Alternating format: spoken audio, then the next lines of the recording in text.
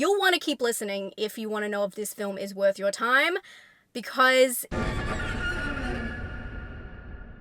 we are so back. Hello guys. Oh my god, I can't believe I'm finally doing this again. It's been way too long. It's 2025 and it's time finally for our first Come With Me. I haven't been to the cinema this year, so I am so excited to go see this film and bring you guys along with me. Today I'm seeing Wolfman. This is a 2025 remake inspired, I guess, by the classic, obviously the Universal Monster classic. This is co-written and directed by Leigh Whannell, who did Invisible Man. I have an Invisible Man poster there. You cannot see it because it's in the dark, but obviously Leigh Whannell brought back the Invisible Man in a very different setting, and now it's time for Wolfman. The film stars Julia Garner and Christopher Abbott as a couple who, while at a remote farmhouse, is attacked by an unseen animal. I am excited for this film. I like Leigh Whannell. I love Upgrade. If you haven't seen Upgrade, it's so underrated, but of course he created the Saw franchise. You guys know him from Insidious. You know, Leigh Whannell is horror royalty, and he's also Australian, so you know, he gets my vote. But I'm really excited to see his twist on this concept. I really don't think it's gonna be anything like the original film, but I do like what I've heard in terms of the CGI elements, and he has said not everyone is gonna be happy about the transformation in this film, so that leaves me so curious. I do wonder how simple the story is gonna be as it unravels, and if the transformation is going to be a metaphor for anything. I'm sure it's always a metaphor, you know? There's always a metaphor, but I wonder if it's going to be anything I haven't thought of, or a certain theme or topic. Without further ado, let's go in. I have not even watched the full trailer, so I'm excited to take you guys in. Let's go see Wolfman. Let's go.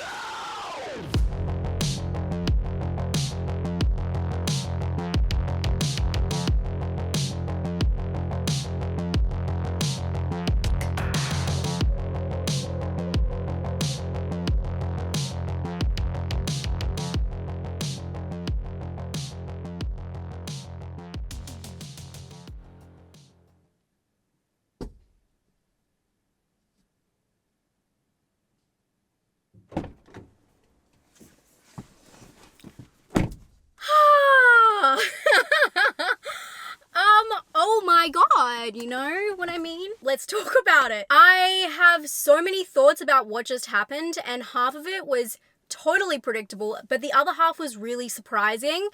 And honestly, there may be a curse of a wolf going around, but I feel like possibly the curse of the horrendous January horror release is done. You'll want to keep listening if you want to know if this film is worth your time, because it is for, I wouldn't say a certain audience. I do think it's enjoyable for a lot of people, but there's some very particular and interesting elements. Of course, this is all spoiler free. I'm gonna warn you right now, it is so hot in my car, which is why I look like I'm in heaven. It's just really bright. It's very hot here. Happened to be the hottest day. So I may have to drive home really quickly. It's 10 minutes and really get it all out, because I feel like the camera might overheat. But I want to start. Leigh Whannell has a way, I know he co-wrote this film, so he didn't write it by himself, but he has a way of taking really extraordinary, abnormal circumstances, like in The Invisible Man and in Upgrade, and putting a spin on them where there is a relatable undertone or, theme, something about humanity, something about our relationships. And in this one, I was not expecting it to hit me so hard. I would say this is the most relatable of all of his films for me personally. He takes these circumstances that are too raw to speak about openly and puts them into these films with these incredible stories, and it works really well for this kind of remake. But I didn't think I'd be sitting there going, oh, Wolfman, that's me. But I felt it. So this film is about an actual quite realistic dynamic in a family. You have a mother and a father and a young daughter, but the realness of the dynamic is their relationship and the small cracks in it. This is not one of those films that are over the top in terms of showing toxic relationships. It really lets the audience come to those terms themselves, and that is probably what makes it so relatable, because you can see yourselves in these characters and see the ways they are turning away from each other and how that hurts their dynamics and their relationship. It starts with this family, I believe living, I want to say in Brooklyn, but somewhere in New York. They are summoned to the residence that belonged to the father. There they are attacked by a creature.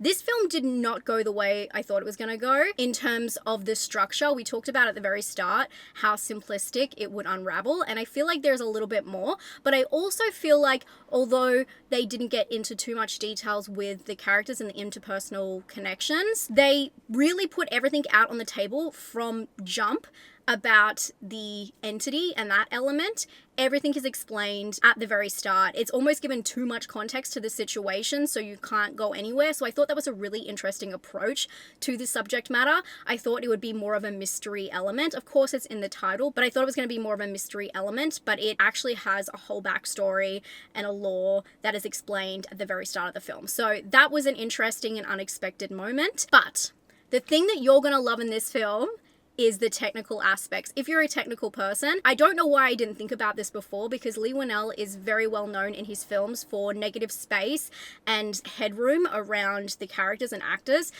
As they move, you know, you get this whole different perception. He did it amazingly in Upgrade. It's just phenomenal the way the camera moves and how that tells the story of the perspective of the lead character.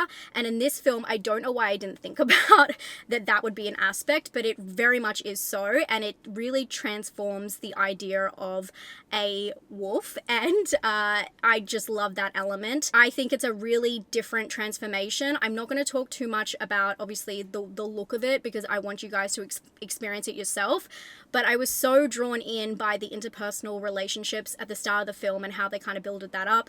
When things started to transpire, I was like, oh yeah, that's why I'm here. So that was a fun way to lure me in and to really get me hooked. But it was the technical aspects and the way they pulled off the lighting, the color grading, all of those elements that I loved and probably enjoyed even a little bit more than the practical effects and the transformation. I understand why he said now that there is a transformation that people won't like, but I understand his approach to it, and I kind of applaud having a different approach to it. I wouldn't say it's groundbreaking, but it is very interesting, and it makes for a great cinema experience. Not only obviously in these scenes, the technical aspects, are they amazing, but the whole film is just really beautiful from jump. I mean, a lot of it has to do with this wooded area, these beautiful, you know, sweeping landscapes, and it's got that fog. It is kind of a cliche, but you know that scene that you see in every single horror movie now, where it's the fog and the trees, and it feels isolated and a little bit spooky, and it could mean anything. You know, it could mean anything, be anywhere. It could be the same stock image, really. But I love that kind of atmosphere in horror movies, and it definitely builds on that. But other elements, it's not just stock footage, and I'm not saying it's stock footage, but it's not just those, you know, those shots that we're used to seeing. There's a lot of different nature elements that really, it's just a beautiful starting to the film. And the color grading is more kind of towards the cooler tones. It's kind of blues and greens, and then they exaggerate as we go on. The fade is a lot. I love a good fade. I fade all of my videos have fade on them, but I love fade. I would say it's a lot, but towards the end of the film it does get a little bit too dark and too, like, we need a little bit of contrast, and I feel like we lose all of the excitement with the lighting and how that kind of played out at the start. Things get really, you know, those scenes when you're in the cinema and you're like, wait, what am I actually seeing? It's not that bad, but it's getting there towards the end of the film. But technically I just didn't imagine the interpretation to be more of a visual one. And I know that sounds very vague, but you'll understand when you see the film. It's not all about the transformation in this movie. It's about the perspective, and Leigh Whannell does that great. And that's what we kind of missed in Invisible Man, because we didn't see it from the Invisible Man's perspective, but we saw it from Elizabeth Moss's perspective. But that's what I mean by, like, the headroom where she thought he was or could have been or could not have been. It was just the empty blank space. And he's just so good at putting you in someone else's shoes in a way that you haven't thought of visually before. It's not emotionally, it's visually. The gore in the film, I will say, kind of took a back seat, but I was expecting this because of Blumhouse. I just was expecting it not to be like insanely gory. I know that sounds weird for a transformation, and I've seen a lot of transformations recently. I went through a whole thing with body horror, so I've been very well versed. I think I watched 70 body horror films in November, and the werewolf transformation is one of my favorites, and I wouldn't say this is one of my favorite transformations by any means, but I do really admire the practical effects. But I do think that we lost a little bit of gore. I did feel a couple of times I was on the edge and didn't quite get there. I felt like we were so close, and they definitely cut away from some of the action, which, you know, is left up to interpretation. Sometimes maybe better because then they don't have to do the CGI of it all. But yeah, very interesting. Performance-wise, Christopher Abbott is not new to body horror. He's done some great work before. Julia Garner, I love her. I think that she can build tension so well. And I'm going to get to some kind of negative parts about this film in a second, but I think that they're giving her two plain Jane roles within horror. She was in Apartment 7A. She did fantastic with what she had to work with. And obviously reinventing Anna, Ozark is how I know her, or like what I associate her to, and I really feel like we should be giving her a lot more to work with. I love her in this film, don't get me wrong, but I'm kind of sick of seeing her playing a very straightforward character. And although this film is very emotional, I want to see her in other horror movies and playing something a little bit more risky. I think she's fantastic, by the way. I love her, and I was like hoping there would be a little bit more oomph to her role. That's nothing on her. I'm just trying to say I want more of her in horror. Christopher Abbott is a star and is such a talented actor, especially in the emotional scenes. I buy anything this guy says. So I really enjoyed seeing him, but it was interesting seeing him in more of a physical sense in a horror movie, in a movie.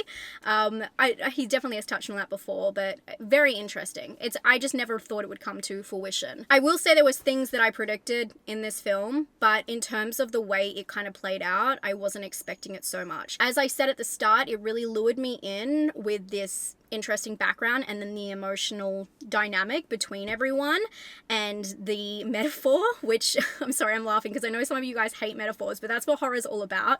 The metaphor is, I don't think as strong, but more like what you take out of the dynamics and the family and protection. I obviously don't want to go too far into that because I want it to be revealed to you in real time. But I will say I predicted a lot of what was going to happen, but it was really interesting seeing it visually explained in a completely different way. But, and there is a big but here, although I was really into the start and I was waiting for, you know, the shoe to drop or whatever you want to call it, I was waiting to see how we progressed.